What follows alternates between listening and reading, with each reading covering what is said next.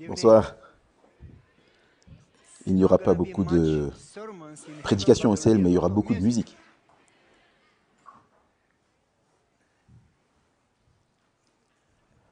J'aimerais écouter encore une autre chanson, une autre et une autre.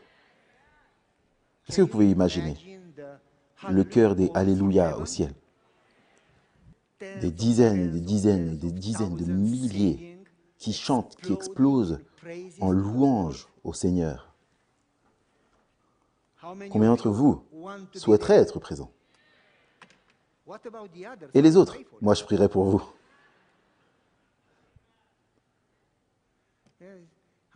Combien d'entre vous être là? Amen. Moi, j'aurais hurlé et crié, dit oui. Pourquoi êtes-vous ici si vous n'êtes pas enthousiaste? C'est un privilège d'être avec vous.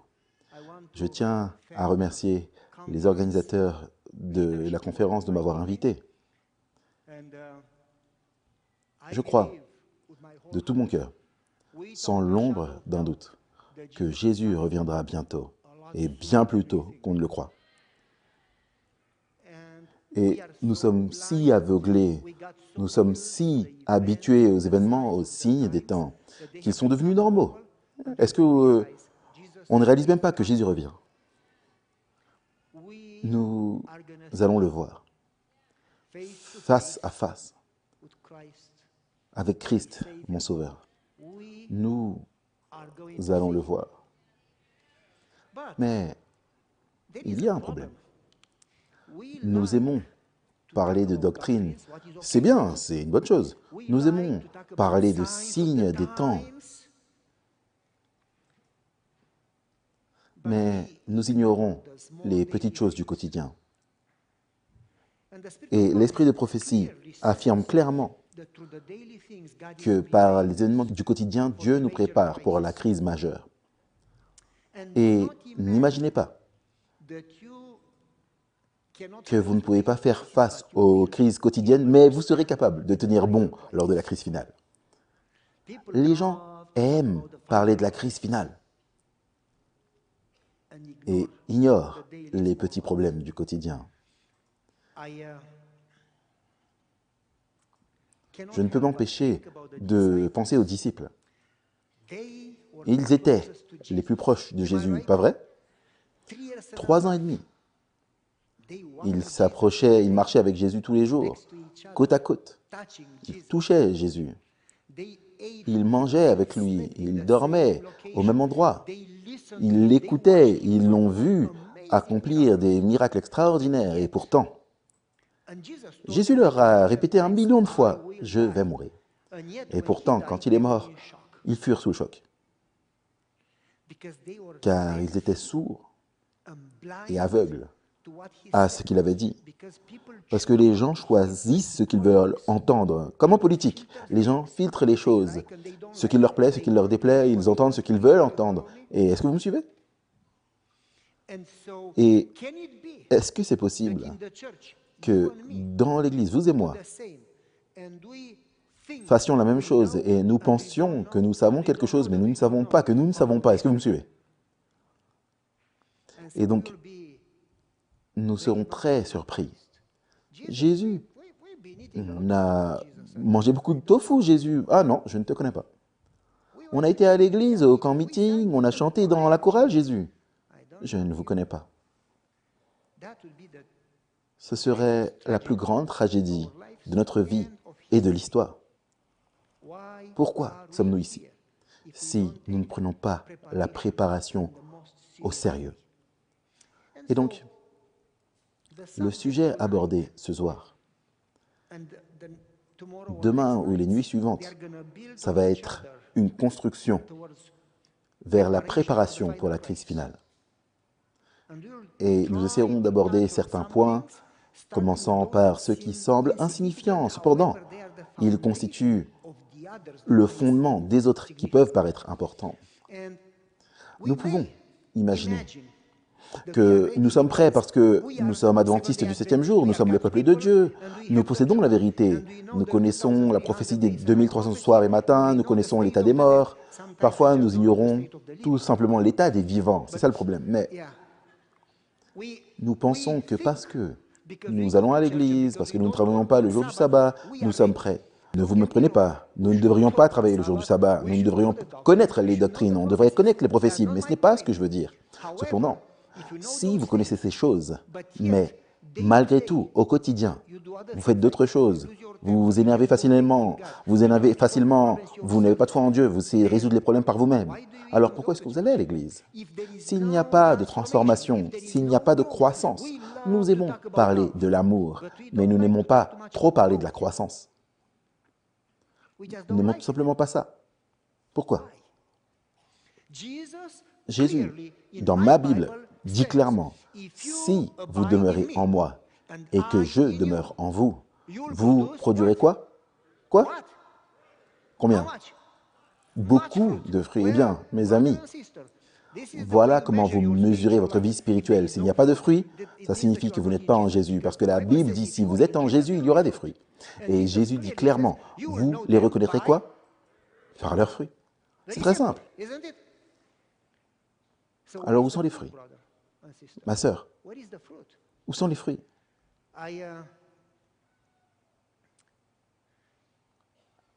Il y a de nombreuses années, il y a 100 ans, lorsque j'ai fini Andrews, j'étais jeune. J'avais les cheveux foncés. Il y a de nombreuses années, j'ai fini l'école. J'ai eu mon premier district aux États-Unis. J'étais quelque part dans le nord, pas loin d'ici. Et finalement, nous avons acheté nos premiers meubles. Et je ne pouvais pas me permettre d'acheter des meubles bon marché parce que c'est de la mauvaise qualité, mais je n'avais pas les moyens d'acheter des meubles chers. Ma femme et moi, on a pris beaucoup de temps pour trouver des choses qui sont entre les deux, mais toujours bons. On les a ramenés à la maison, je les ai installés, c'était un jeudi, et j'étais tellement fier. Je me suis assis sur mon premier meuble aux États-Unis, je me suis assis sur ce canapé, et après m'être levé, je l'ai nettoyé, et j'étais presque au ciel. Et j'ai annoncé à l'église, demain soir, tout le monde vient chez nous. Nous avons une réunion de prière, nous allons prier pour le Saint-Esprit, et nous allons prier pour les fruits, et nous allons prier pour la croissance. Et les gens sont venus. Mais notre allée n'était pas encore prête. Il n'y avait pas encore de béton. Et il avait beaucoup plu. Donc quand vous avez beaucoup de pluie et vous n'avez pas de béton dans votre allée, qu'est-ce qui se passe? Oui, vous avez de la boue.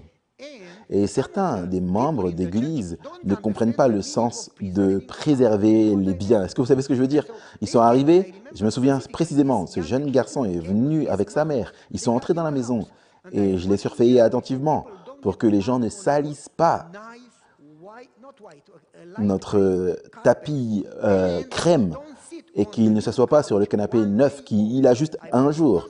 On l'a acheté le jeudi et la réunion de prière, c'est vendredi. Notre canapé qui a juste un jour, je ne voulais pas qu'il s'assoie dessus. Cet enfant vient avec de la boue, flaque de boue, je ne sais pas comment il fait ça, il court partout, il n'enlève pas ses chaussures, il saute sur le nouveau canapé et commence à faire ça. Je me dis, oh Seigneur, j'ai cru que j'allais le tuer moi-même. Mais je me dis, waouh! Et je suis devenu rouge, mon estomac s'est mis à bouillir, j'étais prêt à exploser. En disant à sa mère, mais est-ce que tu vois pas ce que fait ton enfant? Ma femme dit, chérie, viens dans la cuisine. Laisse-moi tranquille, s'il te plaît. Elle dit, viens maintenant. Je dis, ok. Je vais dans la cuisine. Et elle me dit, chérie, est-ce que tu veux aller au ciel? J'ai dit, mais c'est quoi cette question? Bien sûr. Et elle dit, est-ce que tu aimes Jésus? J'ai dit, oui, certainement. Et elle dit, tu sais, la Bible dit que si tu aimes Jésus, mais que tu n'aimes pas ton prochain, tu es un menteur et la vérité n'est pas en toi. Et c'est ainsi qu'on mesure si on aime Jésus, en sachant à quel point tu aimes même tes ennemis. Et elle dit, mais alors, tu dis que tu aimes Jésus, mais tu n'aimes pas cet enfant. Si, je l'aime. Mais il ne devait pas sauter sur mon canapé, c'est un canapé cher. Elle dit, chérie, est-ce que tu vas emporter le canapé au ciel ou l'enfant au ciel? J'ai dit, jusqu'à ce que Jésus revienne, je dois préserver le canapé. Et ma femme dit, chérie, tu dois vraiment te repentir, il n'y a pas de fruits. J'ai dit, Qui est-ce qui prêche? C'est moi le pasteur.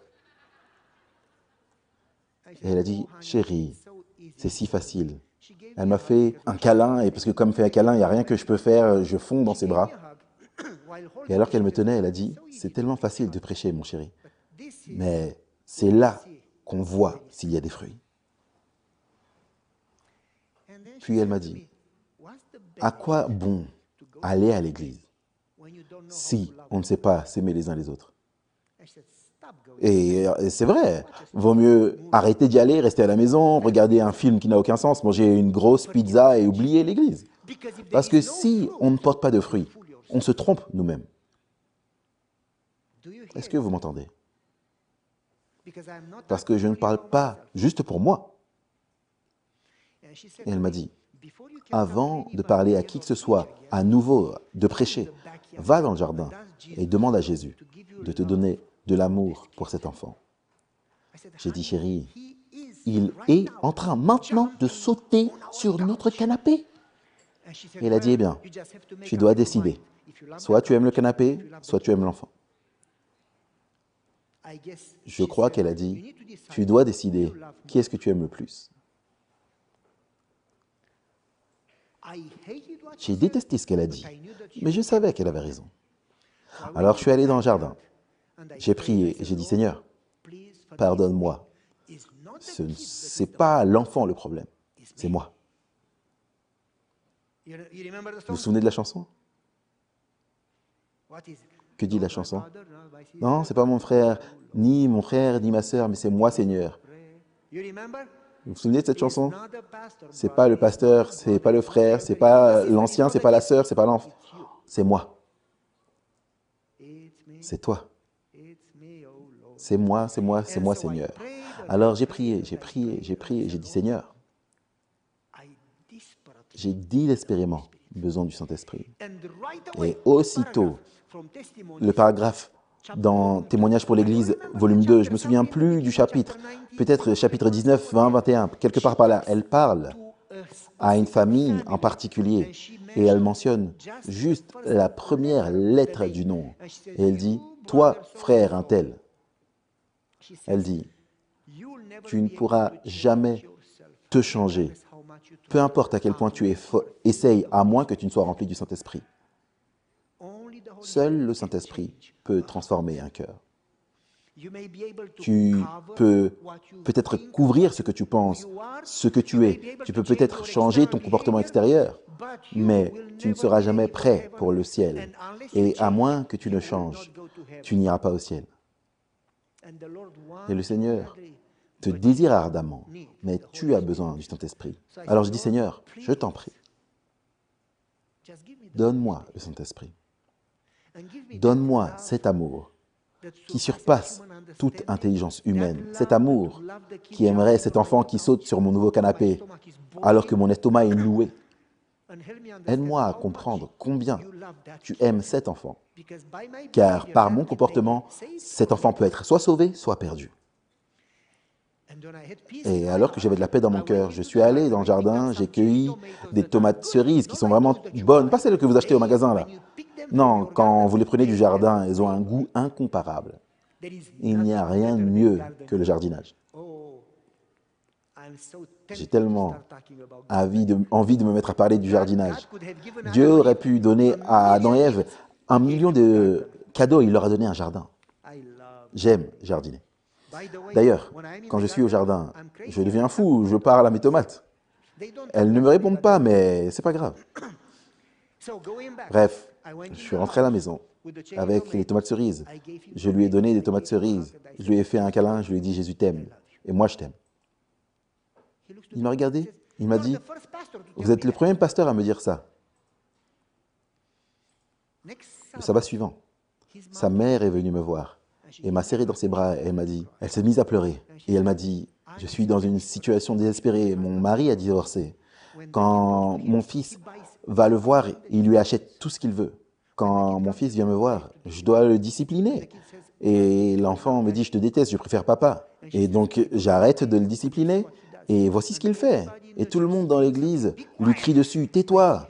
Et il déteste l'église. Et pasteur, Vous avez montré à mon enfant l'amour de Jésus. Vous êtes une personne si patiente. Dans ma tête, j'ai dit, tu devrais mieux parler à ma femme.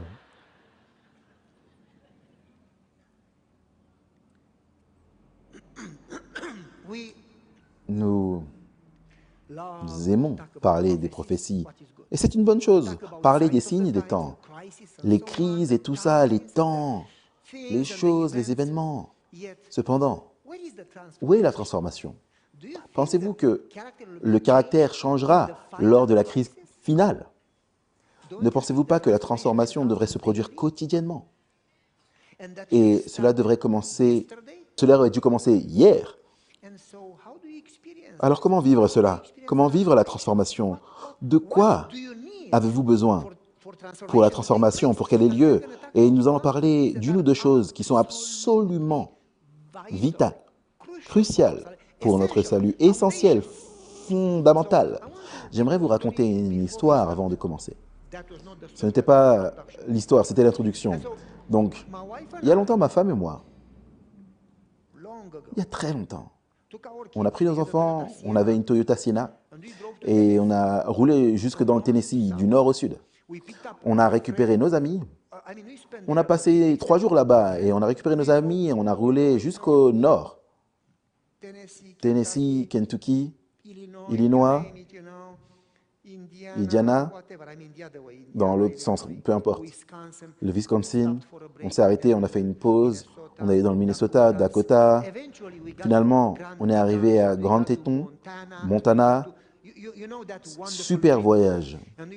On a été dans le Montana, on a été au sommet, en haut, en bas, tout en haut de la montagne. On a été dans un hôtel, on est resté là quelques jours, on a fait des excursions, on a profité de la nature. Et on s'est dit, ok, allez, on redescend, on va s'arrêter à Yellowstone. Et on avait prévu tout un planning. Alors qu'on descend du Montana, alors qu'on descend des montagnes. Bien que je pense que je sois un bon conducteur, ma femme n'est pas tout à fait d'accord. Je n'ai pas été attentif. J'ai dévalé la montagne et je parlais avec mon pied sur le frein. Et si vous connaissez quelque chose au sujet de la conduite, on ne descend pas une montagne, on ne garde pas le pied sur le frein continuellement. On freine, on relâche. Sans quoi, ça va chauffer. Et soudain, je sens l'odeur de quelque chose de brûlé. Et on discute tranquillement, on passe un bon moment. Et ma pédale de frein, boum, va jusqu'au fond. Et la voiture accélère de plus en plus. Elle descend assez vite. Il y a un virage à 180 degrés. À gauche, c'est la montagne. À droite, c'est une chute vertigineuse d'environ 700 mètres. Il y a une cascade en bas. On peut voir tout en bas. Et on est au niveau des nuages et ma voiture n'a plus de frein. On accélère, et un autre virage, on va encore plus vite, et il y a un autre virage. Et nos amis à l'avant, Monsieur Ralph, il attrape la poignée, et ses cheveux étaient bouclés, ils se sont dressés instantanément. Il s'écrie, on va mourir! Ma femme. Donc, mon ami est devant, ma femme est au milieu, seule, parce qu'elle aime être confortable. Elle prie et dit, Seigneur, sauve-nous, toi seul, tu peux nous sauver. Si on a fait des péchés, s'il te plaît, pardonne-nous. Mes enfants, à l'arrière, ils jouent aux jeux vidéo. Moi, je vais te battre, je vais te battre. Ah, c'est ton tour. Et Monsieur Ralph, devant, il se retourne. Il dit, est-ce que vous n'avez rien à faire qu'on est en train de mourir? Et Gabriel, mon plus grand, il lui dit, hé, relax, c'est papa qui conduit.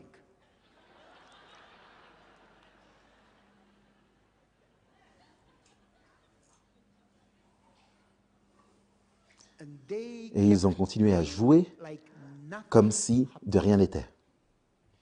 L'histoire est longue. Et les gens me demandent, alors qu'est-ce qui s'est passé? Eh bien, vous me voyez ici, donc je suis vivant. C'est simple. J'ai tiré sur le frein à main à l'époque. C'était un frein à main. Aujourd'hui, il n'y a plus de ça, il y a un bouton. Donc moi, j'avais un frein à main J'ai enclenché 3, 2, 1. Le moteur hurlait et j'ai incliné les roues lentement vers la gauche sur le trottoir qui était au bord de la route. J'ai bousillé les pneus, mais mes amis, finalement, on s'est arrêté. On a appelé l'assistance routière et tout ça. Mais en fin de compte, au final, est-ce que vous avez des moments où vous êtes stressé, oui ou non? Pas tout le monde. Vous êtes des gens heureux. Moi, je suis stressé la plupart du temps. Ma femme est la personne calme dans notre couple. Si la maison brûle, elle est calme. Ça s'arrêtera quand ça aura fini de brûler. Moi, je deviens fou. Il faut que je fasse quelque chose pour arrêter ça. Si quelqu'un nous embête, elle dit « Ne t'inquiète pas. Si tu les ignores, ils ne peuvent pas te déranger. » Moi, j'essaie d'expliquer pour résoudre le problème. Parce qu'on est différents. Nous avons un problème. Je trouve toujours une solution. Vous savez ce que je veux dire? Et puis, je m'inquiète pour ceci, pour cela, pour le jardin, pour les cerfs qui ont mangé nos arbres fruitiers qu'on vient de planter. Et les cerfs ont mangé mes plantes, les pastèques que j'ai semées, les cerfs ont piétiné mes choux. Et puis, la maison qu'on a construite, les fenêtres ne se ferment pas bien, la porte n'est pas repeinte, le toit, est-ce que vous me suivez? Et la voiture a besoin de vidange et je n'ai pas eu le temps. Est-ce que vous avez ce genre de stress? Ce sont des petites choses du quotidien. Mais malgré tout, elles nous stressent, pas vrai? Et puis, on parle de stress plus important et je ne veux pas passer par là, mais on les a également, pas vrai? Et puis, on parle de vraies tragédies et d'autres choses. Et parfois, je parle à mes enfants et ils me demandent « Mais c'est quoi le problème? Ah, voici ce qui s'est passé. » Et je dis « Mais personne n'est mort. Personne n'a le cancer. Il n'y a pas eu d'accident de voiture. Tu es toujours heureux. Il y a d'autres personnes qui ont pire. Ah oui, c'est facile pour toi. Non, c'est pas facile pour moi. Vous savez. Parce qu'on a tous des problèmes. Est-ce que vous vous inquiétez parfois? Pourquoi? Est-ce que vous croyez en Dieu? Oui, seulement la moitié d'entre vous, visiblement. Est-ce que vous pensez que Dieu vous aime? Oui ou non? Est-ce que vous pensez que Dieu a une solution lorsque vous n'en avez pas? En fait, il y en a 1000 lorsque vous n'en avez pas. Est-ce que vous pensez que Dieu a la sagesse, la puissance pour régler vos problèmes? Oui ou non? Est-ce que vous pensez qu'il se soucie de vous? Alors pourquoi est-ce que vous vous inquiétez? Si Dieu vous aime plus que vous ne vous aimerez jamais et que vous ne comprendrez jamais, il a la solution, la sagesse, la puissance, pourquoi est-ce que vous vous inquiétez? Parce que si lui, il vous aime, et si lui, il veut résoudre le problème, il peut le faire. Et s'il ne le fait pas, il sait mieux pourquoi. Pourquoi est-ce que vous inquiétez? Vous savez, c'est quoi le problème pour nous? On en sait tellement sur Dieu, mais on ne connaît pas Dieu. Parce que c'est le secret. La vie éternelle, ce n'est pas seulement de connaître les doctrines, bien qu'il faille connaître les doctrines. La vie éternelle, ce n'est pas seulement d'aller à l'église, bien qu'il faille aller à l'église. Mais vous savez, il y a tellement de gens qui vont à l'église, qui ne mangent pas de viande, mais qui se mangent les uns les autres. Désolé. Mais je vous dis la vérité. Ils peuvent vous enseigner n'importe quoi de la Bible. Cependant, ils s'entretuent. Est-ce que vous me suivez? Pourquoi est-ce que vous allez à l'église? Si vous ne vivez pas un véritable changement, une transformation véritable, un amour véritable, la compassion, l'humanité, le caractère de Christ, et le pardon, l'unité, pourquoi est-ce que vous allez à l'église? Et Ellen White dit clairement que les disciples ont prié dans la chambre haute. Écoutez attentivement, elle dit dans le livre des Actes, si vous lisez la page 30 jusqu'à la page 50, quelque chose comme ça, vous verrez, elle dit, il y a des querelles, des tensions, des divisions, ceci, cela, entre les disciples. Et elle dit, le Saint-Esprit ne viendrait jamais sur un groupe divisé. Hello? Pourquoi est-ce que vous priez pour le Saint-Esprit alors? Le Saint-Esprit ne viendra jamais sur un groupe divisé. Et elle dit, lorsqu'ils ont prié ensemble, s'il vous plaît, écoutez, quand ils ont prié ensemble, insistez ensemble dans la prière, pas simplement dans la prière, toi t'es là, non, ils priaient ensemble. La prière nous rapproche, elle dit dans le paragraphe, plus proche de Dieu et plus proche les uns des autres. Elle dit, en priant ensemble dans la chambre haute, ils se sont tellement rapprochés de Dieu que cela a créé l'unité entre eux, virgule, préparant ainsi le chemin pour l'effusion du Saint-Esprit. Priez ensemble à créer l'unité parmi les disciples et de cette façon, ils ont préparé le terrain pour la venue du Saint-Esprit. Donc si vous ne priez pas ensemble et si vous ne vivez pas l'unité, le Saint-Esprit ne viendra pas. Le Saint-Esprit viendra mais pas sur vous. Pensez à ça. Si vous ne priez pas ensemble, pourquoi est-ce que vous allez à l'église? Vous allez perdre la bataille de toutes les façons, alors restez chez vous. Ce n'est pas une blague, ce n'est pas un jeu, c'est sérieux. On ne peut pas plaisanter, on ne peut pas jouer avec le Saint-Esprit. Il s'agit de vie ou de mort, de la vie éternelle, c'est sérieux. Maintenant, pensez à ça. Pensez à ça. La Bible dit que la vie éternelle, la définition pour la vie éternelle, c'est de connaître Dieu. C'est un mot simple, mais c'est tellement profond, tellement complexe, de connaître Dieu. L'Esprit de Christ dit que si Dieu ouvre nos yeux, ne serait-ce que pour un instant, pour que nous puissions le voir, nous ne douterions plus jamais de lui. Nous ne stresserions plus jamais, nous aurions la paix qui surpasse toute compréhension. Au cœur de la crise, nous aurions la paix si nous pouvions comprendre ne serait-ce qu'une infime partie de qui est Dieu. Voilà pourquoi Moïse voulait voir Dieu et David voulait connaître Dieu en disant « Montre-moi ton visage, dis-moi qui tu es ». Connaître Dieu, c'est la clé, parce que dans les moments où vous l'entrevoyez, instantanément vous êtes transformé. Le problème, c'est que plus vous voulez connaître Dieu, le pire, Satan vous attaque. Parce que Satan n'a pas peur quand on mange sainement. Ne vous me prenez pas. On devrait manger sainement. J'aime le tofu.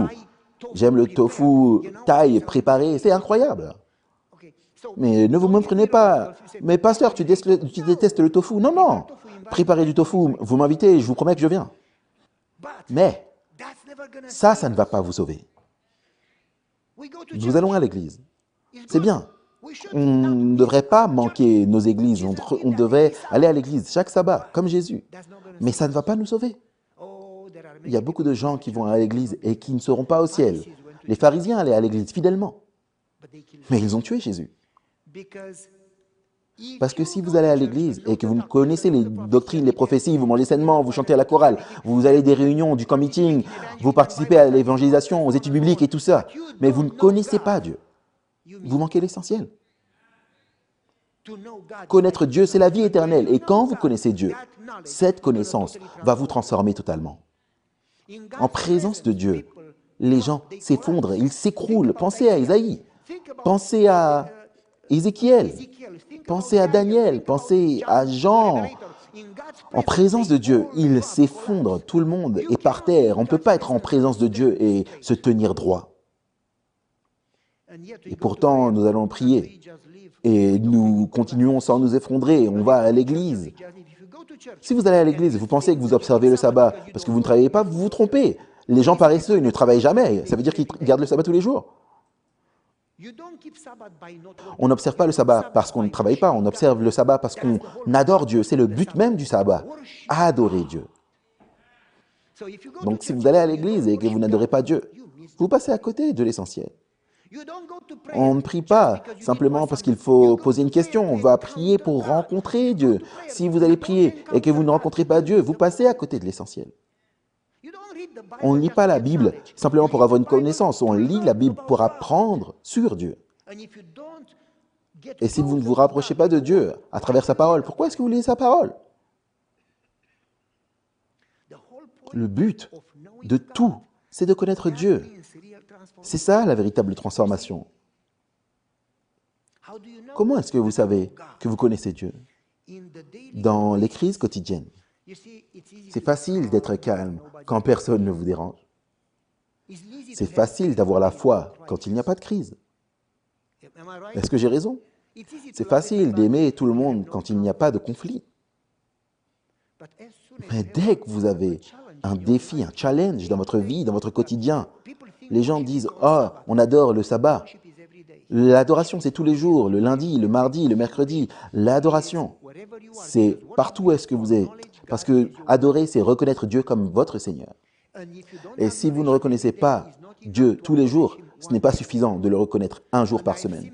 J'ai vu des gens aller à l'église sans être transformés. Et j'ai vu des gens traverser un accident de voiture et d'être transformés. L'adoration peut survenir dans un accident de voiture. L'adoration peut survenir à l'hôpital. Vous savez ce que je veux dire? L'adoration, c'est partout où vous êtes, au quotidien, et vous reconnaissez Dieu. Ça devrait se produire à chaque instant, pas un jour par semaine.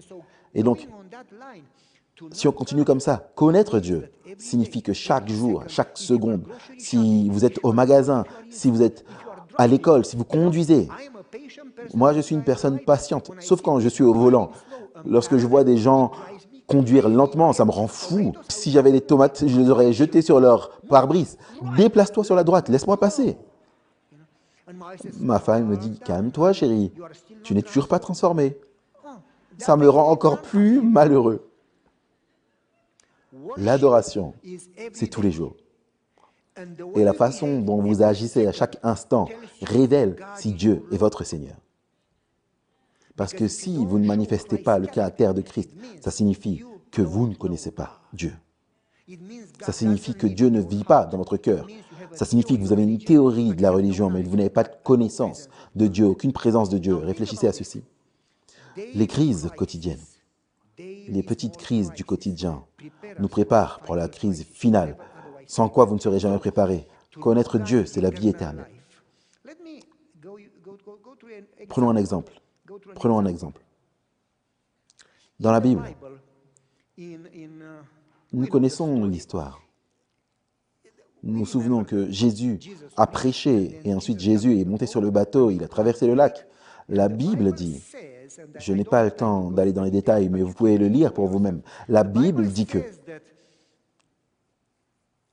soudainement, en grec il est dit soudainement une grande tempête s'est levée. Ça ne signifie pas que c'était calme, puis un petit vent, puis les nuages, puis plus de vent, puis tempête. Non, c'était calme et soudainement une grande tempête est arrivée. Et il est dit que les vagues étaient si fortes que les vagues remplissaient la barque et ils prenaient des seaux pour la vider. Grosses vagues, puis ils prenaient les seaux pour vider. La Bible dit qu'ils ont lutté contre le vent pendant combien de temps? C'est dit dans la Bible. Toute la nuit, jusqu'au matin.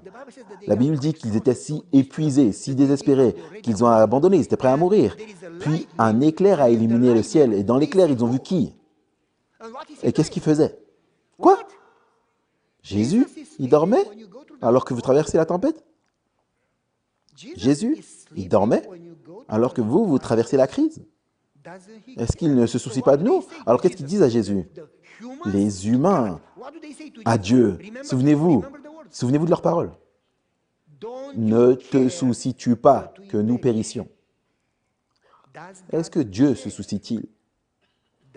Est-ce qu'il se préoccupe, oui ou non? S'il se soucie, pourquoi est-ce qu'il s'inquiète? On vide la barque, sauvons-nous, essayons encore. Si Jésus se préoccupe de nous, pourquoi s'inquiéter? Se pourrait-il que vous pensiez avoir confiance en Jésus, mais en réalité, vous n'avez pas confiance en lui? N'oubliez pas, Israël n'a pas perdu la terre promise à cause des géants, ou de hautes murailles, ou de grandes armées. Ils ont perdu la terre promise, comme le dit Hébreux chapitre 3, à cause de quoi? Leur incrédulité. Le peuple de Dieu ne lui fait pas confiance. Le peuple de Dieu va à l'église, parle de Dieu, mais au quotidien, il ne fait pas confiance à Dieu. Chaque fois qu'il a un problème, il essaye de le résoudre par lui-même, sans comprendre le verset biblique qui dit que toute chose, combien de choses? Toute chose. Ça veut dire quoi, toute? J'ai cherché dans le grec et j'ai fait une traduction moi-même. Vous savez comment on traduit toute? Par toute, toute, c'est comme ça, toute. C'est comme ça qu'on traduit. Toute chose. Toute chose concourt au bien. Ça veut dire que la tempête aussi concourt au bien. Si Dieu est au contrôle total et que Dieu ne veut pas que la tempête arrive, Dieu aurait dit non. Mais si Dieu a permis à la tempête de venir, pourquoi s'inquiéter? Je sais que c'est difficile parce que vous traversez peut-être une tempête maintenant. Mais se pourrait-il que vous ne soyez jamais prêt, à moins que vous n'appreniez à rester fort face aux tempêtes du quotidien? Vous vous dites, Seigneur, donne-moi la patience, et Dieu envoie quelqu'un pour vous déranger. Ensuite, vous dire, Seigneur, résous le problème de mon patron qui m'ennuie. Mais Dieu dit, mais tu n'as pas prié tout à l'heure pour la patience. Vous dites, Seigneur, donne-moi la foi. Dieu vous donne une épreuve parce que vous avez besoin d'exercer la foi pour la développer. Et tu dis, Seigneur, s'il te plaît, résous cette épreuve. Mais Dieu dit, mais tu n'as pas demandé pour la foi. En réalité, vous voulez grandir sans aucune difficulté. Et vous oubliez que la fournaise ardente, c'est ce qui vous purifie et vous prépare pour le ciel. Et qui aime le feu? Personne. Mais dans ma Bible, je vois Paul prier et dire, je veux être un avec ses bénédictions et un avec sa vie heureuse et un avec sa vie éternelle. Paul ne dit pas ça, il dit, je veux être un avec ses souffrances, je veux être un avec sa mort. Paul veut être un avec la mort de Jésus. Combien d'entre vous disent, Seigneur, donne-moi des souffrances et la mort, j'aimerais souffrir, j'aime tellement souffrir. Qui fait cette prière? Seigneur, s'il te plaît, éloigne la souffrance. C'est ça qu'on fait comme prière. Cependant, s'il n'y a pas de souffrance, pas d'épreuve, comment grandir? Nous voulons grandir, mais nous ne voulons aucune épreuve. Et chaque fois qu'il y a une épreuve, on commence à se plaindre. C'est l'église, c'est le pasteur, l'église est endormie. Mon frère, l'église n'est pas le bâtiment, l'église c'est toi. Quand tu critiques l'église, tu te critiques toi-même. Simplement parce que tu critiques l'église, ça me montre que toi, tu n'es pas au bon endroit. S'il y a un problème, tu devrais prier, pas critiquer. Fais partie de la solution, pas du problème. Et je ne parle pas d'aucune église spécifique, je parle clairement. Et je dis, quand est-ce que nous allons grandir? Réfléchissez à ceci. Ils ont essayé de vider le bateau, ils ont essayé de plus en plus, toute la nuit. Au final, ils ont abandonné, désespérés, ils étaient en train de périr. Et ils disent à Dieu, est-ce que tu ne te préoccupes pas du fait qu'on est en train de périr? Est-ce que Dieu ne se soucie pas de votre mort? Alors pourquoi il semble dormir alors que vous traversez la crise? Pourquoi? Pourquoi? Supposons donc, faisons comme si on parle aux disciples et on leur dit, ok, Pierre, pourquoi t'inquiètes-tu? Penses-tu que Jésus t'aime? Oui. Jésus m'aime, je le sais. Est-ce que tu penses que Jésus t'aime? Oui. Est-ce que tu aimes Jésus? Oui. Est-ce que tu vas à l'église? Oui. Est-ce que tu rends la dîme? Oui. La moitié d'entre eux diraient ça. Est-ce que tu participes aux campagnes d'évangélisation? Oui. La moitié d'entre eux diraient, je suis occupé, mais bref. Vous aimez Jésus. Vous faites confiance à Jésus. Vous connaissez les doctrines. Oui. Alors quel est le problème? Eh bien, nous avons une tempête. Et la tempête, tu sais, moi je suis un pécheur. Toute ma vie, j'ai été sur la mer. Toute ma vie, j'ai péché. Ce n'est pas la première tempête que j'ai rencontrée. Je sais quoi faire. Quand il y a une tempête, je fais ça, je fais ça, je fais ça, je fais ça, je fais ça. Problème résolu. Jésus, je l'aime, il m'aime. Je vais à l'église. Il intervient pour me pardonner et me sauver. Mais quand on parle de tempête et de péché, ça c'est mon travail. On fait ça. On fait notre travail et puis l'église. Vous me suivez? Le travail et l'église. La maison et l'église. Et à l'église, nous sommes les agneaux d'Apocalypse. Et à la maison, on est la bête de l'Apocalypse. La même personne, hein? On sépare les choses. Et Pierre dit, je connais mon travail, je n'ai pas besoin de l'aide de Jésus là pour vider le bateau. Ne devrions-nous pas aussi inclure Jésus dans la barque, à la maison, lorsqu'on va faire les courses, alors qu'on conduit? Jésus ne devrait-il pas être inclus dans notre vie, instant après instant? Parce que si vous ne savez pas marcher avec Jésus continuellement, est-ce que vous pensez que vous allez marcher avec lui au ciel? Donc, quand est-ce qu'on va apprendre à l'impliquer dans le fait de vider le bateau, dans le fait de conduire le bateau, dans notre vie quotidienne? Pierre répond, je fais mon travail, je suis un pécheur, ça c'est mon travail, et ça c'est le travail de Jésus. Maintenant on passe à Jacques. Jacques, c'est l'un des frères, l'un des fils du tonnerre. Vous savez ce que ça veut dire? La mèche est courte. Pourquoi est-ce que tu fais ça? Eh bien, quoi? Moi, je suis impatient. Jésus, il dort. Je dois faire quelque chose. Est-ce que vous connaissez des gens qui font ça? Ils n'ont pas le temps de réfléchir, de prier, ils veulent juste faire quelque chose. Est-ce que vous connaissez des gens qui font ça? Regardez autour de vous. Donc, par exemple, vous allez voir Thomas. Oui, je fais confiance à Jésus, je connais Jésus, j'aime Jésus. Mais je dois être sûr. Vous connaissez des gens qui sont comme ça, qui veulent vérifier, qui aiment contrôler. Ils ne veulent pas seulement se contrôler eux-mêmes, ils veulent contrôler les autres, la famille, contrôler l'église, ils veulent contrôler tout le monde. Regardez, vous allez les voir. Quand un électricien vient pour réparer quelque chose, moi je ne suis pas électricien, je suis un pasteur. Après qu'il parte, je ne lui fais pas confiance. Je vérifie tout pour m'assurer que tout est bien serré, il a fait un bon travail, parce qu'avant de toucher, je ne fais confiance à personne. Vous connaissez ce genre de personnes? Dans l'église aussi, à la maison aussi. Est-ce qu'elle devrait être au contrôle? Qui devrait être au contrôle? Vous voyez, c'est facile de parler des signes des temps, mais c'est tellement difficile de parler des choses simples. Et ensuite, si vous demandez à Jean, Jean, est-ce que tu aimes Jésus? Oui. Est-ce que tu as confiance en Jésus? Oui. Alors quel est le problème? Pourquoi est-ce que tu as tant de mal à surmonter ces problèmes du quotidien? Et vous savez ce que Jean va dire? J'étais tellement absorbé par les problèmes, je me suis concentré sur le problème que j'ai oublié que Jésus est à côté de moi dans la barque. Est-ce que ça vous est déjà arrivé d'oublier que Jésus est réellement dans la barque avec vous, dans la tempête avec vous? Il dit, quand tu traverseras les flots, je serai avec toi. Quand tu traverseras le feu, il dit, même si les montagnes se déplacent, mon amour ne changera jamais. J'ai inscrit ton nom sur mes paumes, je connais ton nom, je t'aime. Même si ta mère t'oublie, je ne t'oublierai jamais, je ne te laisserai jamais, je ne te quitterai jamais. Je t'aime d'un amour qui dépasse toute compréhension. Mais nous oublions que Jésus est à côté de nous et on continue à stresser. Si vous saviez que Jésus est dans la barque, vous devriez probablement chanter et dormir, par exemple, quand Paul est en prison. Quelqu'un en prison serait terrifié. Qu'est-ce que Paul lui fait? Paul et Barnabas, qu'est-ce qu'ils font en prison? Ils chantent, ils réjouissent.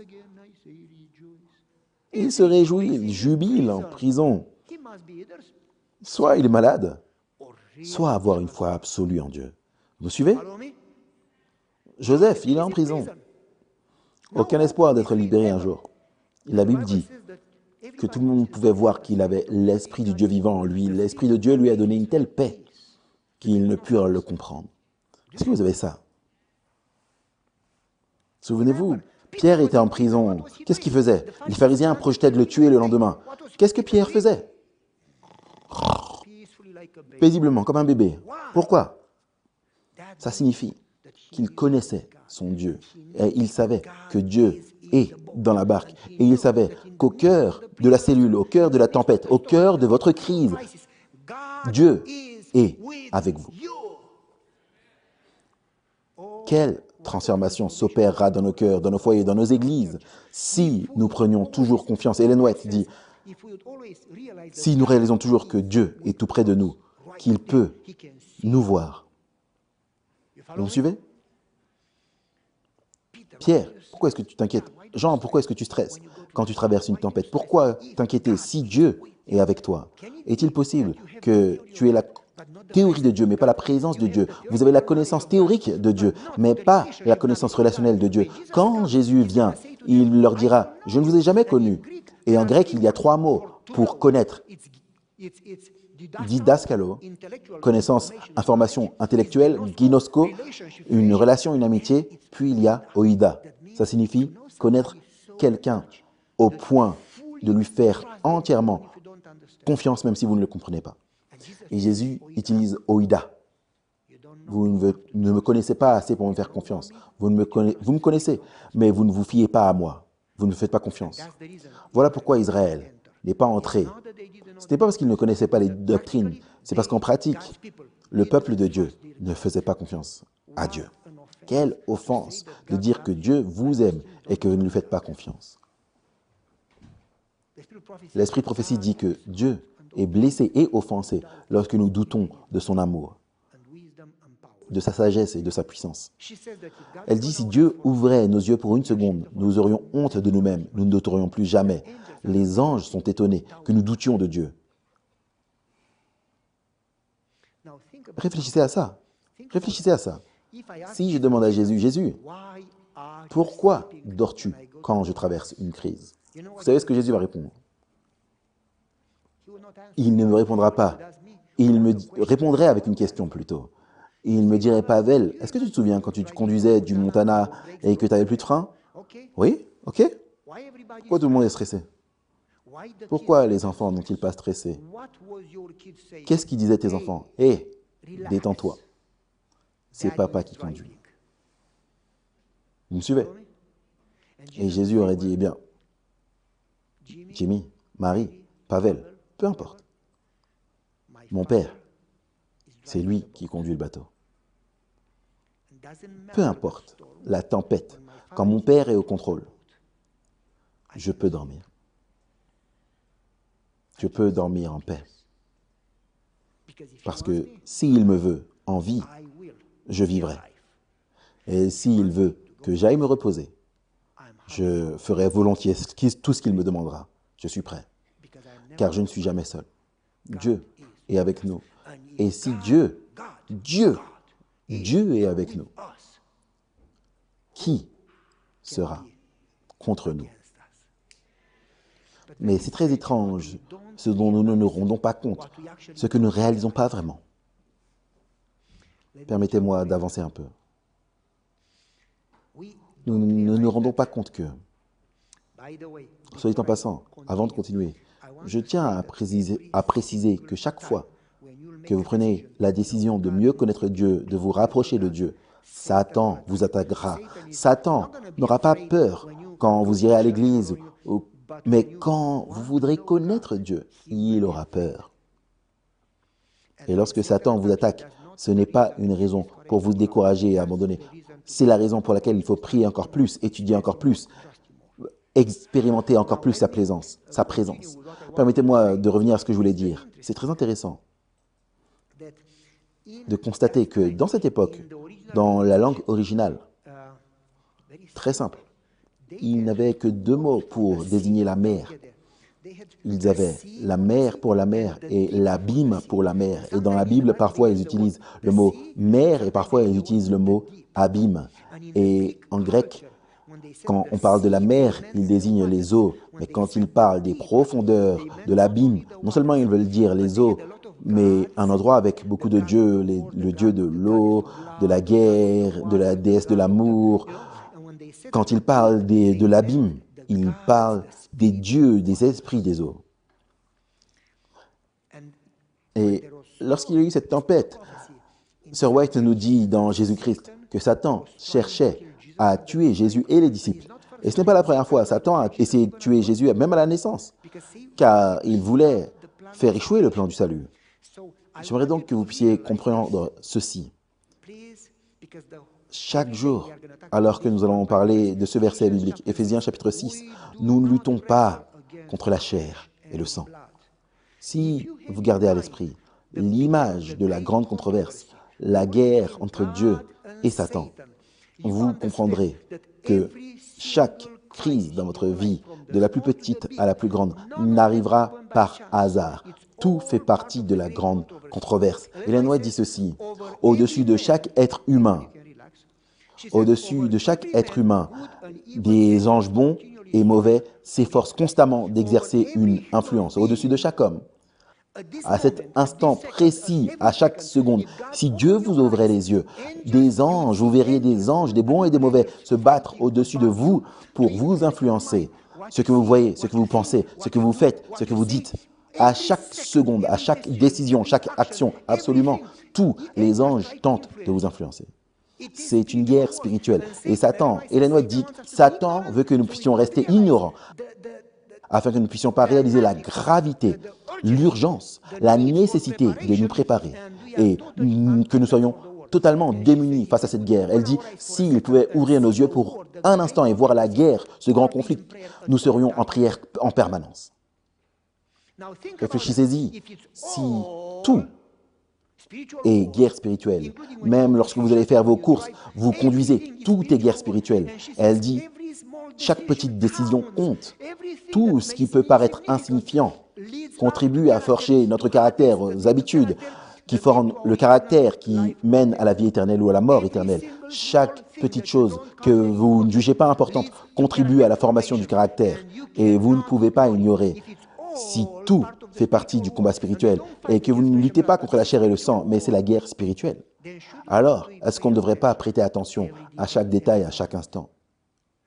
Ça signifie qu'on ne peut pas se permettre de nous séparer de Christ pour une seule seconde. Parce que Satan, je l'ai lu ce matin dans la méditation, Satan a une expérience de 6000 ans, le fait d'analyser l'esprit humain. Est-ce que vous avez déjà lu ce paragraphe? 6000 ans, il sait comment on réagit, il connaît nos faiblesses, nos forces, et il va nous attaquer quand on n'est pas prêt, dans les moments les plus vulnérables pour nous décourager. Donc il n'y a aucune force en vous ni en moi. Notre seule force réside dans la connaissance de Dieu et d'être dans sa présence. Ellen White dit ceci: Enoch, Abraham, Moïse, tous ont marché avec Dieu. Ils sont continuellement conscients de sa présence à leur côté et cette prise de conscience change tout. Puis elle dit, cette prise de conscience les a amenés à communiquer sans cesse, à dépendre constamment de lui dans chaque décision, dans chaque action. Puis elle affirme que rien ne se produit sans la volonté de Dieu. Dieu était présent à chaque seconde, à chaque plan. Pas seulement quand vous allez à l'église, mais tous les jours. Non seulement lorsque vous adorez le sabbat, mais à chaque seconde, lorsque vous construisez, lorsque vous bêchez le jardin, à chaque instant, être dans la présence de Dieu. C'est ça, la croissance du caractère.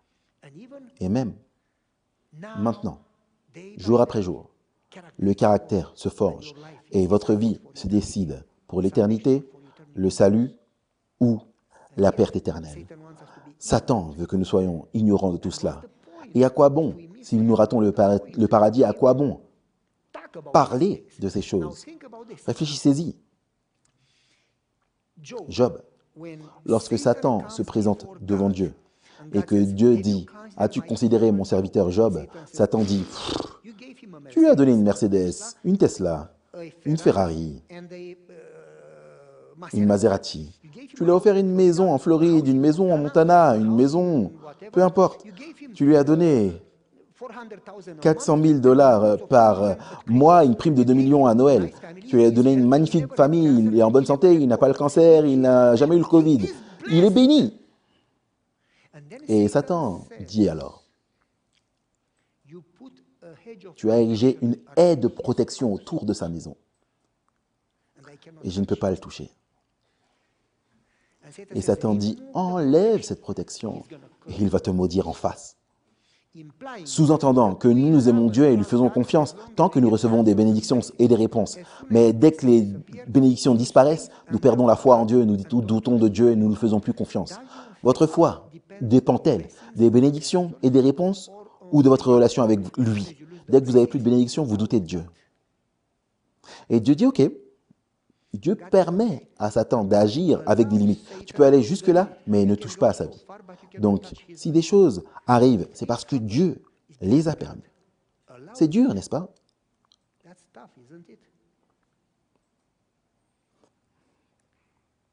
Et Job ne savait pas, parce que Job n'a pas lu le livre de Job. Joseph ne savait pas, hey, je peux aller en prison, je vais devenir premier ministre d'Égypte. Non, Joseph ne connaissait pas la fin de l'histoire. Pourtant, les deux.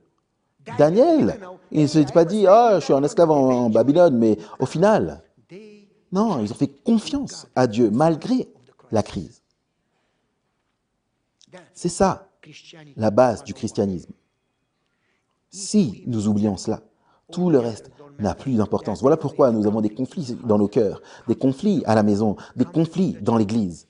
Parce que nous ne connaissons pas notre Dieu. Nous ne vivons pas en sa présence. Nous l'adorons un jour par semaine au lieu de l'adorer tous les jours. Au lieu de vivre en la présence de Dieu. Vivre sur terre comme si nous étions déjà au ciel. Je prie, dit Jésus, qu'alors que nous sommes sur terre, nous ne soyons pas de la terre. Est-ce que vous me suivez? De plus, Jésus dit, je prie qu'ils soient un. Comme toi et moi sommes un. Une unité parfaite, totale. Maintenant, pensez-y. Dieu a permis à Satan d'attaquer Job. Et si Dieu permettait que ça vous arrive à vous?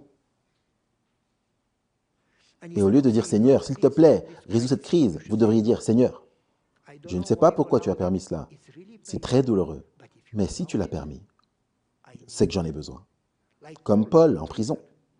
Est-ce que vous pensez, est-ce que vous avez déjà traversé des crises? J'ai traversé des crises beaucoup de fois. C'est pas facile. On tremble, on lutte, on se débat, on est prêt à perdre notre foi. Et être en mesure de s'agenouiller et dire « Seigneur, je ne comprends pas ce qui se passe. Mais si tu l'as permis, je te fais confiance. » Quand j'ai peur, je te ferai confiance. Vous connaissez cette chanson, pas vrai? Ou une autre? C'est si doux de faire confiance à Jésus. Ça vous apporte une paix et un réconfort si profond que les gens ont du mal à comprendre. J'étais à l'école à Andrews, et je me souviens, un de mes camarades de classe, il a perdu sa femme à cause d'un cancer. Je ne vous dirai pas quand, où, peu importe. Je lui ai parlé et il m'a dit, si ce n'était pas pour la présence de Dieu, j'aurais perdu la raison. Je lui ai dit, comment est-ce que tu peux avoir autant de paix? Il a répondu, si ce n'était pas pour la présence de Dieu dans ma vie, j'aurais perdu la raison. Et il a dit, tu sais, très bientôt, je vais la revoir. Est-ce que ça, c'est pas extraordinaire d'avoir ce type de paix, ce type de force? Et donc, alors qu'on revient, Jésus, la présence de Jésus, change toute chose. Maintenant, si nous avançons un peu, on a parlé de l'abîme, on a parlé de la guerre spirituelle, pas vrai? Écoutez, comment avoir vraiment la foi en Dieu? Ellen White dit que la foi n'est pas une émotion. La foi et les émotions, la foi et les sentiments n'ont rien à voir l'un avec l'autre. C'est comme si je sens que j'ai fait confiance à Dieu, je sens que je suis pardonné, je sens que Dieu m'aime. Allô? On ne peut pas ressentir la foi. On ne peut pas ressentir le pardon. Comment le ressentez-vous? De l'électricité, de la chaleur? Youpi, waouh, je suis si chaud et Jésus m'aime. C'est ça que tu ressens quand tu es pardonné? Comme psst, hey, une décharge écriée, je suis pardonné. Qu'est-ce que tu ressens? Dieu ne dépend pas de vos émotions, de vos sentiments. Dieu vous aime, que vous le ressentiez ou pas. Et il vous aime autant quand vous ne le ressentez pas. L'amour de Dieu n'a rien à voir avec votre chimie et votre humeur. Est-ce que vous me suivez? Ce n'est pas parce que vous ne le ressentez pas que ça veut dire que Dieu ne vous aime pas. Il connaissait vos péchés avant même que vous les commettiez. Il a décidé de mourir pour vous et de vous aimer. Il connaissait vos problèmes avant même votre naissance. Il a décidé de mourir pour vous et de vous aimer. L'amour de Dieu ne dépend pas de vos sentiments. Il dépend de sa nature à lui. Et par conséquent, la foi n'a rien à voir avec les sentiments et les émotions. Enoch dit que la foi est une décision de l'esprit. Vous n'avez pas besoin de sentir, vous n'avez pas besoin de comprendre la foi. Ce n'est pas une science. Vous n'avez pas besoin de mériter ni de la payer. Vous devez prendre la décision de faire confiance à la parole de Dieu. Dieu ne ment pas. Si Dieu a promis, c'est sûr. C'est sur la base de sa nature, parce que Dieu ne peut pas, à cause de sa nature, de son caractère, Dieu ne peut pas mentir. Donc quand Dieu dit, lorsque vous allez quand tu traverseras les flots, je serai avec toi, tu ne comprends pas, tu ne sais pas ce qui se passe, tu ne sais pas pourquoi, tu ne sais pas comment tu vas t'en sortir, mais tu dis, je décide, c'est une décision de l'esprit, je vais décider de faire confiance à son amour, à ses promesses, parce qu'il ne peut pas mentir. C'est une décision de l'esprit. En fait, elle va plus loin et elle dit, très simple, tu dois choisir de croire. Si tu crois, Dieu te donnera les faits. Tout dépend. Crois et tu posséderas. Écoutez, n'attendez pas de ressentir pour faire confiance, mais dites « je crois ». Pourquoi dire? Parce que la façon dont nous parlons influence la façon dont nous pensons et nous agissons. Ne vous permettez pas de parler de doute ou de prier le doute. Dites haut et fort « je crois ». Je crois, je crois. Non pas parce que je le ressens, mais parce que Dieu l'a promis. Et demandez les bénédictions et croyez que vous les avez reçues et remerciez Dieu de les avoir reçues avant même de les avoir reçues. Réfléchissez, pensez à Josué, fais le tour de Jéricho 7 fois, 7 jours, puis sonnez la trompette. Et alors, Dieu dit à Josué, poussez des cris de victoire. Devait-il pousser des cris de victoire avant la chute des murs ou après la victoire, une fois que les murs sont tombés? Avant, il y avait encore des grands murs, des grandes armées, des grands géants, aucune solution, aucun secours. Et ils étaient censés crier, oui, hurrah, on a gagné, loué soit le Seigneur. Faisons un grand repas, célébrons ça. On est censé crier, se réjouir de la victoire avant même la victoire. C'est ça, la foi. Au milieu de la crise, avec les loups armés, les géants devant soi, on pousse des cris de victoire. Notre Dieu est plus grand que ces murs. Mais le problème, c'est qu'ils ont choisi de regarder au mur, de regarder aux géants, de regarder aux problèmes, au lieu de regarder à Dieu. Et plus on regarde les problèmes, plus ils paraissent grands, plus on voit Dieu, plus il est grand. Ça dépend de ce qu'on choisit, de ce sur quoi on fixe les yeux. Et donc, si vous poursuivez le paragraphe, c'est très intéressant. Ne confondez pas la foi et les sentiments.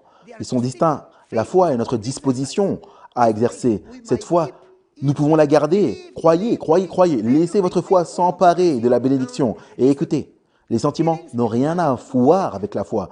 N'est-ce pas puissant? Les épreuves que vous traversez sont une guerre spirituelle. Dieu permet ces épreuves pour vous enseigner la patience, l'humilité, la confiance, la dépendance, l'amour, l'obéissance, et ainsi de suite. Et au lieu d'essayer de résoudre les problèmes, vous devriez essayer d'en tirer la leçon. Car si vous n'apprenez pas la leçon, vous allez redoubler la classe. Mais si vous réussissez l'examen, vous pouvez passer à la classe supérieure et obtenir votre diplôme. Alors, ne devrions-nous pas, après avoir présenté nos problèmes, dire au Seigneur, « Seigneur, aide-moi à apprendre ce que tu veux m'enseigner. » Ça devrait être la première prière, non pas « Seigneur, occupe-toi de mes problèmes » ou « Seigneur, laisse-moi essayer de résoudre le problème. » Très intéressant. Nous connaissons le verset biblique, mais nous n'aimons pas ce verset biblique.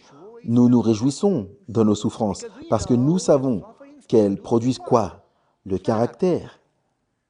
Qui aime le caractère? On en parle. On parle de ceux qui ont du caractère. L'adversité, les épreuves sont les instruments de Dieu pour nous purifier, nous sanctifier, nous préparer pour le ciel. Vous voulez aller au ciel? Priez pour l'adversité. Incroyable. Je veux être uni à ses souffrances. Je veux être uni à sa mort. Ainsi, je serai uni à sa résurrection et à sa vie. À moins d'être uni, à moins d'être un avec ses souffrances et sa mort, vous ne serez jamais uni à sa résurrection et à sa vie.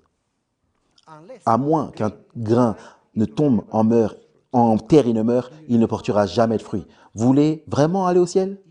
Dites, Seigneur, peu importe ce dont tu as besoin, envoie-le-moi.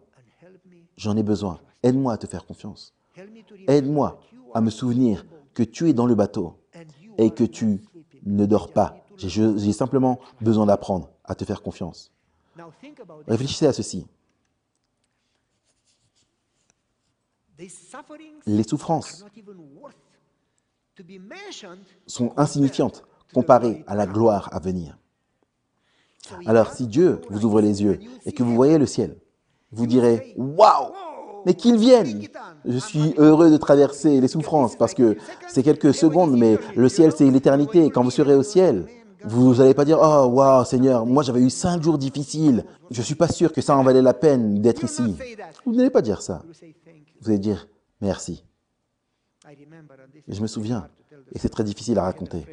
J'avais un ami. Nos grands-parents ont grandi ensemble. Nos parents ont grandi ensemble. Nous avons grandi ensemble. Nos enfants, 4 générations, on se connaissait.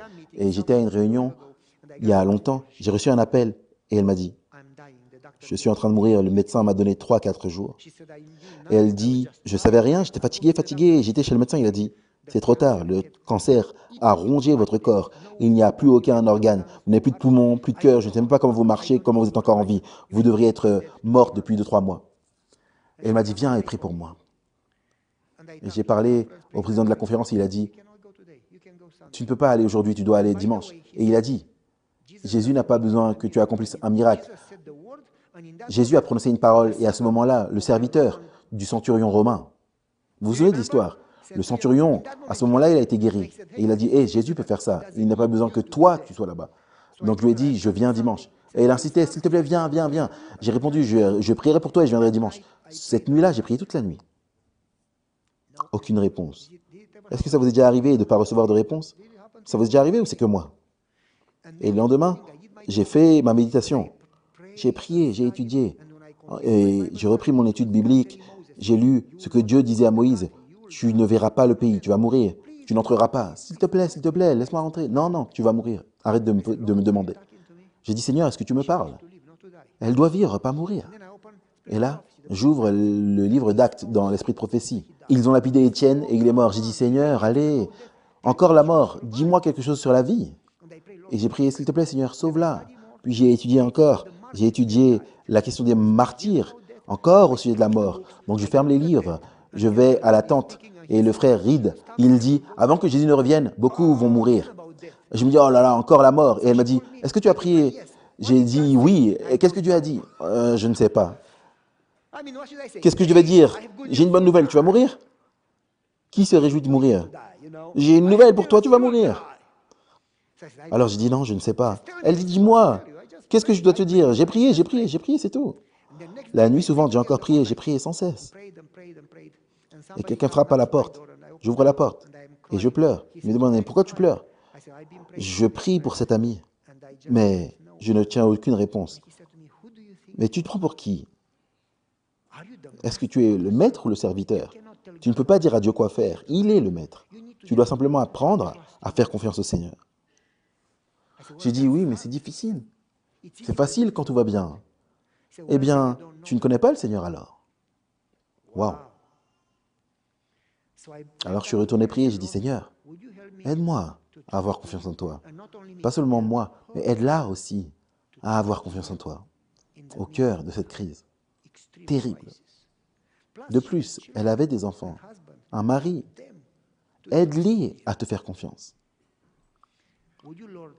S'il te plaît, Seigneur, donne-lui cette foi. J'ai ensuite poursuivi mon étude. L'Esprit de prophétie dit qu'avant la mort de Moïse, Dieu lui a montré. Vous vous souvenez? Et avant la lapidation d'Étienne, Dieu lui a montré quoi? Ils ont réalisé que les souffrances actuelles sont indescriptibles par rapport au lendemain matin.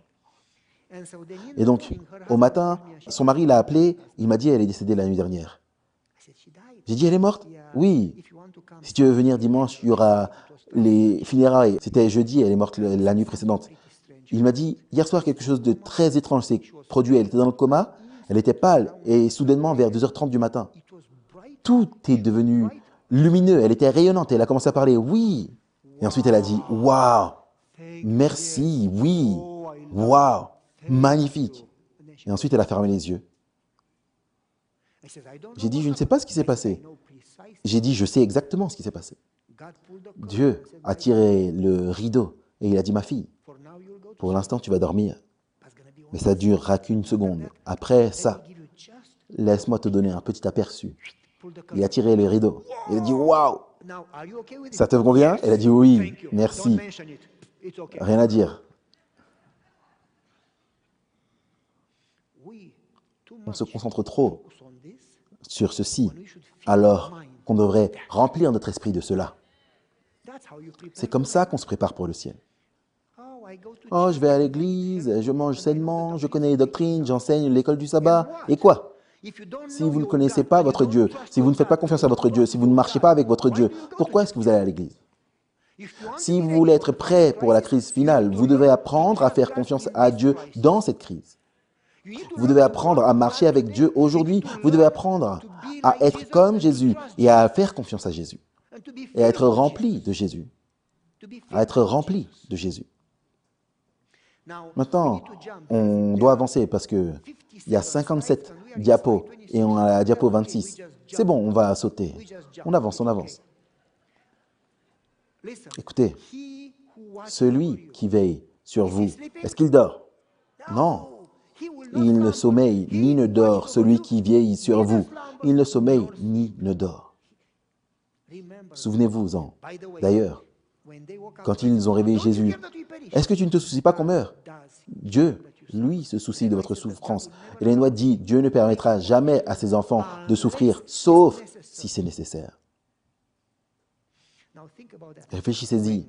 Lorsque Jésus, Dieu lui-même, Dieu lui-même se réveille, il dit, silence, tais-toi. Et la Bible dit, lorsqu'il a réprimandé la tempête, et il a dit, silence, tais-toi. En grec, c'est péphimoso. Ça ne veut pas vraiment dire silence, tais-toi. Ça veut dire lier, arrêter, retenir, limiter les mouvements de quelqu'un, retenir, enlever la permission. On ne lie pas la mer. On ne lutte pas contre la chair et le sang. Maintenant, pensez, réfléchissez. Jésus a réprimandé. Si vous y réfléchissez, le mot en grec, c'est epithémao. Eh bien, ce mot est toujours utilisé par Jésus pour réprimander, non pas la mer, mais les démons. Par exemple, dans Luc chapitre 4, lorsqu'il y avait un démoniaque dans le temple, Jésus a réprimandé le démon et lui a dit « epithémao ». En gros, Jésus a dit au démon « arrête, va-t'en ». Dans Luc chapitre 9, il réprime le démon avec epithémao. Matthieu 17, lorsque l'homme amène son fils possédé par le démon, il utilise epithémao pour réprimer le démon. Dans le même cas, Jésus dit bien qu'il a le pouvoir de calmer les éléments, la nature lui obéit. En réellement, là, il parlait aux démons parce que c'est une guerre spirituellement qu'on traverse tous. Ce n'est pas une question de chair et de sang. Jésus donc a compris qu'il s'agissait d'une guerre spirituelle. Et il a réprimandé Satan. Et il l'a lié, il a posé une limite.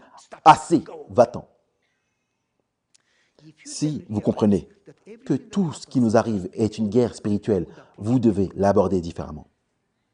Vous n'affronterez pas les crises du quotidien comme on le fait en essayant de les résoudre par le stress. Vous vous aborderez plutôt en nourrissant votre esprit de Dieu, par la prière, par la confiance dans le Seigneur. D'ailleurs, soit dit en passant, si vous pensez que vous passez par des crises, alors la plus grande crise dans l'histoire de l'univers s'est produite au calvaire. Parce que si Satan avait eu Jésus, il nous aurait eu tous.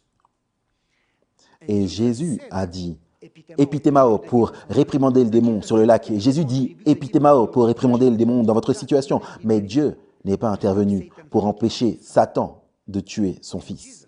Et Jésus est mort sur la croix. Dieu lui-même, le Créateur, celui qui a dit que la lumière soit, celui qui a dit qu'il y ait des arbres, que celui qui a créé la terre, celui qui a créé Adam et Ève et leur a donné la vie, celui qui a fendu la mer pour qu'Israël puisse passer, celui dans la colonne de lumière et la nuée, le Dieu lui-même, celui devant lequel les anges se couvrent et chantent « Saint, Saint, Saint ». Digne est l'agneau, ce Dieu de l'univers, devant lequel les anges se prosternent en révérence. Il est allé sur la croix et a porté vos péchés, tout ce que vous avez commis. Il est mort pour vous et il a porté cette tempête. Dieu est mort pour vous parce qu'il vous aime tellement. Alors pourquoi s'inquiéter? Si Dieu lui-même est mort sur la croix pour vous et moi, ne devrions-nous pas fixer nos yeux sur lui, sur sa croix, plutôt que sur nos problèmes? Ellen White dit que ce serait bon pour nous de passer 1 heure au moins dans la méditation sur la vie de Jésus et particulièrement sur les dernières scènes de sa vie, son sacrifice à la croix. Elle dit qu'au pied de la croix, en contemplant son amour, là où il s'est sacrifié, nous serons transformés de plus en plus en son image. Voilà ce dont nous devrions nourrir nos esprits. Si nous voulons grandir dans la foi, il nous faut comprendre son amour. Vous devez connaître Dieu, parce que alors que vous le connaîtrez, vous lui ferez confiance. Vous n'avez pas besoin de comprendre ce qui se passe. Vous avez simplement besoin de savoir qui est dans le bateau avec vous. Est-ce que vous me suivez? Eh bien, si vous y réfléchissez, bientôt, Jésus va revenir. Et quand nous verrons Jésus, je n'arrive même pas à imaginer. Alors qu'il s'approche de la terre, qu'il s'arrête, les résurrections et les morts seront ressuscités, je vais voir mon Père. On va aller dans les airs et on va rencontrer Jésus. On sera transformés et nous envolerons vers le ciel. On va voyager vers le ciel. Ça durera combien de temps? 6 jours et au 7e, on va rentrer dans le ciel. Ce sera une grande table et Jésus nous servira. Et nous verrons une gloire imaginable, indescriptible. Est-ce que vous allez dire, oui, mais j'ai eu ceci et cela et cette crise, est-ce que vous allez réfléchir à cette crise? Et ensuite, pour l'éternité, pendant des milliards et des milliards d'années, à jamais, être heureux, est-ce que vous allez réfléchir à cette crise? Alors ne devriez-vous pas dire, Seigneur, quoi que tu aies besoin de faire, s'il te plaît, enseigne-moi à te faire confiance, à marcher avec toi. Est-ce que ça ne devrait pas être notre prière au lieu de dire, Seigneur, résous ceci, résous cela, fais ceci, fais cela? Satan va vous donner assez de problèmes pour que vous puissiez vous concentrer sur les problèmes. Ne devrions pas nous concentrer plutôt sur Dieu et notre relation avec lui? La raison pour laquelle nous avons des problèmes, c'est parce que nous aimons les problèmes, au lieu d'aimer Jésus. Plus vous aimez Jésus, moins vous focalisez votre esprit sur les problèmes. J'aimerais vous donner un exemple de problème qui va vous aider à comprendre. Et on a fini après ça. Que même les problèmes que vous considérez comme des problèmes aujourd'hui, dans quelques années, vous allez regarder et vous allez voir que c'était une bénédiction. Par exemple, il y a quelques années, il y a environ 10 ans, on vivait dans le Wisconsin et on a déménagé dans le Kentucky. Mais nos enfants vivaient toujours dans le Wisconsin. Puis, notre petite fille est née. Quand vous avez des petits-enfants, c'est mieux que vos enfants. J'aime mes enfants, mais mes petits-enfants sont bien meilleurs. Bref, nous voulons être près du bébé et le bébé était beau comme moi. Le bébé était si doux, si précieux, on avait envie de le croquer. Ils sont si précieux. Et elle était vraiment magnifique, avec des yeux bleus. Et elle est si douce et elle faisait des câlins. Oh, je t'aime, ça vous fait fondre. Donc, je les ai appelés. Je leur ai dit, tu finis tes études, tu as ton diplôme, j'aimerais que tu viennes habiter près de chez nous au Kentucky. Et ma belle-fille me dit, mais tu as dit qu'on devrait prier pour connaître la volonté de Dieu. J'ai dit, mais oublie mes sermons, viens simplement ici. Et elle a dit, mais, tu n'as pas dit qu'on devrait faire confiance à Dieu et à suivre ses plans, même si on n'aime pas ses plans. J'ai dit, viens, Dieu ne sépare jamais les familles, viens simplement ici. Ils ne m'ont pas obéi, ils ont prié, ils ont jeûné. Et je ne sais pas s'ils ont jeûné, je sais qu'ils ont prié pendant une semaine entière pour avoir la direction de Dieu. À la fin de la semaine, elle a reçu une lettre pour l'inviter à déménager en Pennsylvanie, dans les 8 meilleures universités du monde. Et au lieu d'être 8 heures de route de chez nous, ça va être 12 heures de route de chez nous. Alors je lui dis, mais tu te moques de moi? Vous allez encore plus loin au lieu de vous rapprocher de nous? Elle m'a dit, mais on a prié et au bout d'une semaine, on a reçu cette lettre. Je n'ai jamais fait d'application pour aller là-bas et c'est une invitation à participer à leur programme. J'étais tellement déçu, j'étais tellement en colère contre Dieu. Seigneur, je te prie depuis toujours que tu les fasses venir près de chez nous et qu'est-ce que tu fais maintenant? Ma femme me dit, chérie, ne devrais-tu pas faire confiance à Dieu de tout ton cœur et ne pas t'appuyer sur ta propre intelligence? Ellen White dit, la raison pour laquelle nous manquons de succès, pourquoi nous n'avons pas de succès? La raison pour laquelle nous manquons de succès, c'est parce que nous faisons trop confiance en notre sagesse, à notre planification et pas assez à l'amour et à la puissance de Dieu. Alors ma femme me dit, ne devrais-tu pas faire confiance à Dieu, Seigneur? J'ai répondu, mais voyons, il s'éloigne encore plus de nous. Ça, c'était en août. En octobre, je reçois un appel de la conférence générale. Et on a déménagé dans le Maryland, à 2 heures des enfants. Et si Dieu avait exaucé ma prière insensée et qu'ils avaient déménagé dans le Kentucky et que nous, on avait déménagé dans le Maryland, on aurait été à 10 ou 12 heures de route d'eux. Mais Dieu, qui connaît la fin dès le début, dans sa grâce, n'a pas écouté ma prière insensée. Il a dit, je te connais, je connais l'avenir et je sais mieux que toi ce dont tu as besoin. Tes prières devraient être guidées par ce que je dis. Tu ne devrais pas prier sur ce que tu penses que tu dois prier. Est-ce que vous me suivez? J'étais si heureux que Dieu n'ait pas répondu à ma prière. Se pourrait-il que tout concourt vraiment au bien de ceux qui aiment Dieu? Nous manquons simplement de foi, de patience pour attendre le Seigneur. Et c'est ceux qui s'attendent au Seigneur. Vous vous souvenez du verset biblique? Alors, quelle est l'essence de la religion? Est-ce que c'est connaître Dieu? Quel est le fondement? Si vous voulez vraiment réussir, quelle est la fondation sur laquelle vous devriez œuvrer jour et nuit? N'est-ce pas de connaître Dieu et de lui faire confiance avec tout votre cœur? Peu importe ce que vous sentez ou ce que vous comprenez. Et Jésus revient bientôt. Si nous ne commençons pas avec cette leçon et cet enseignement aujourd'hui, est-ce que vous pensez qu'on va commencer demain? Dieu vous parle personnellement et Dieu vous dit, je vous aime, je vous désire ardemment, je vous veux, je suis mort pour vous, je veux que vous soyez sauvés, mais vous devez apprendre à me faire confiance. N'essayez pas de comprendre Dieu. À moins que vous ayez un cerveau comme celui de Dieu, vous ne comprendrez jamais Dieu. Apprenez simplement à le connaître et à lui faire confiance. Ma chanson ne dit pas « comprends et obéis ». Elle dit « fais confiance et obéis ». Est-ce que vous me suivez? C'est une question de relation. Apprenez à connaître votre Dieu. Comme j'ai dit, Israël n'a pas péri à cause des géants. Ils ont péri à cause de leur incrédulité. Personne ne manquera le paradis à cause des difficultés, mais à cause du manque de confiance en Dieu. Et Dieu vous appelle ce soir à une nouvelle étape dans votre relation avec lui. Combien d'entre vous souhaitent commencer ce soir cette expérience? Est-ce que vous savez ce à quoi vous vous engagez? Est-ce que vous êtes conscient de ce pourquoi vous levez la main? Est-ce que vous êtes prêt à dire Seigneur, quoi qu'il en soit, quoi que ça coûte, vas-y, parce que je veux vraiment grandir. Et Seigneur, quoi qu'il en soit, aide-moi à garder les yeux fixés sur toi et à te faire confiance, sachant que tu m'aimes et que lorsque je traverse les flots, je ne suis jamais seul.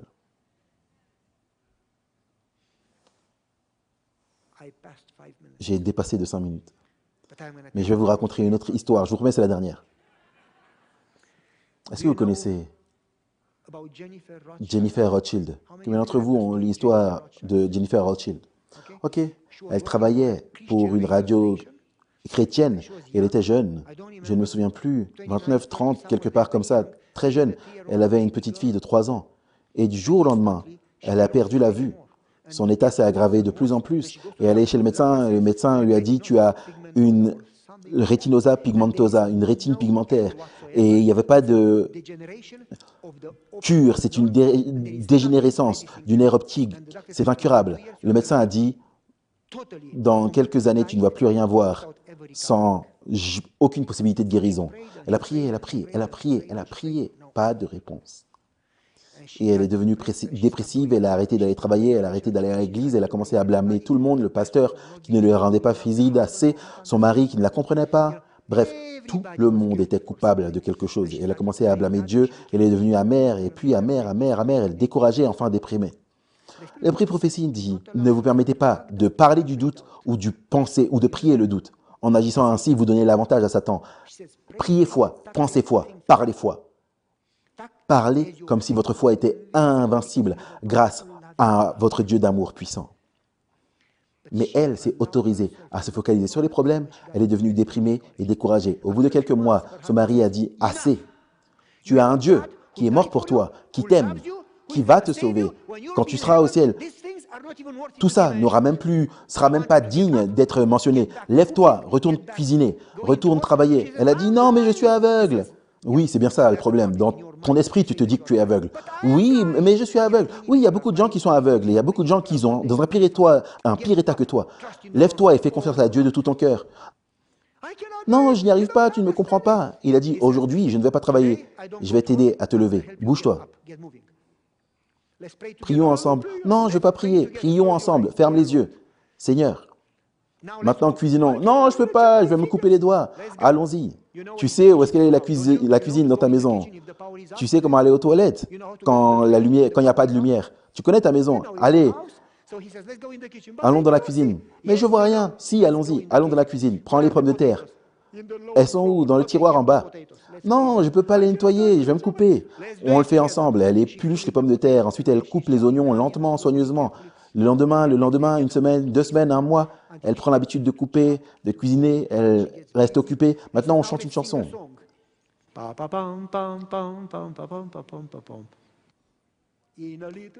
Bientôt, nous allons rentrer à la maison, chérie, ensemble.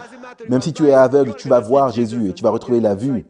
C'est facile pour toi de dire ça, mais moi, je suis aveugle. Chérie, Jésus m'aime, oui, je le sais. Non, il t'aime toi, mais il ne m'aime pas moi, parce que moi, je ne vois pas. Arrête de pleurer, arrête de pleurnicher, arrête de te plaindre. Maintenant, allons travailler. Non, je ne peux pas travailler, je suis aveugle. Allons-y. 4 pas jusqu'à la porte. Ouvre la porte. 4 pas à droite, appuie sur l'ascenseur. 4 pas, on descend. 3 marches, puis tout droit, puis prends la sortie du bâtiment. 15 marches jusqu'au parking. Marche, on monte sur le trottoir, on attend le bus 11. On reste dans le bus, 4 arrêts, 3 marches, trottoir, on marche, 20 marches jusqu'au parking. On ouvre la porte du bureau, on monte ensemble, on va au 4e étage. Ils vont ensemble, aujourd'hui, ils vont ensemble, demain, ils comptent les pas tous les jours. Au bout d'une semaine, il dit maintenant, toi, tu comptes les pas. Non, j'y arriverai pas. Si, tu peux. Tu as déjà appris, ok, 4 pas à gauche, l'ascenseur, ensuite on descend, 2 marches, jusqu'aux 16 marches, parking. Le lendemain, le surlendemain, 2 semaines, 3 semaines, 1 mois. Maintenant, vous connaissez la procédure. Lundi, toi, tu vas toute seule. Non, tu m'abandonnes. Non, personne ne m'aime. Personne ne me comprend, papa. Il a dit, chérie, arrête. Lundi, tu vas travailler. Elle se lève amère, en colère contre Dieu, contre les gens, contre tout le monde. Elle va travailler, elle rentre à la maison. Mardi, elle compte les pas. Elle va travailler, elle rentre chez elle mercredi.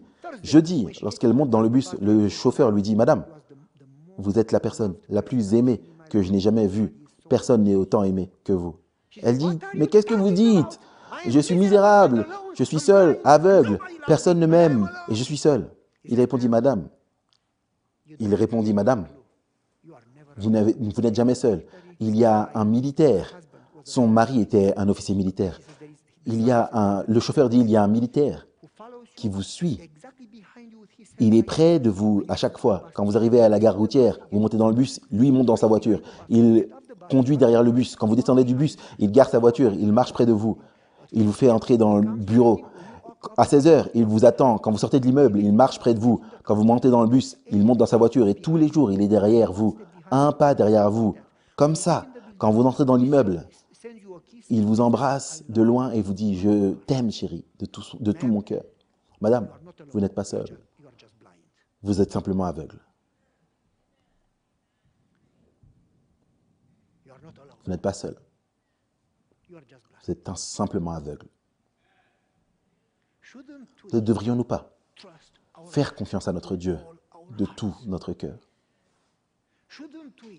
Au lieu de nous plaindre, de blâmer, ne devrions-nous pas chanter un cantique au Seigneur, car il est bon? Il revient bientôt.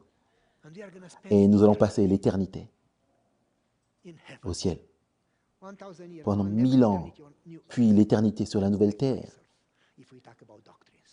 Permettez-moi de me corriger si on parle des doctrines. Et si nous n'apprenons pas à le connaître, à marcher avec lui et à lui faire confiance, comment allons-nous expérimenter le ciel?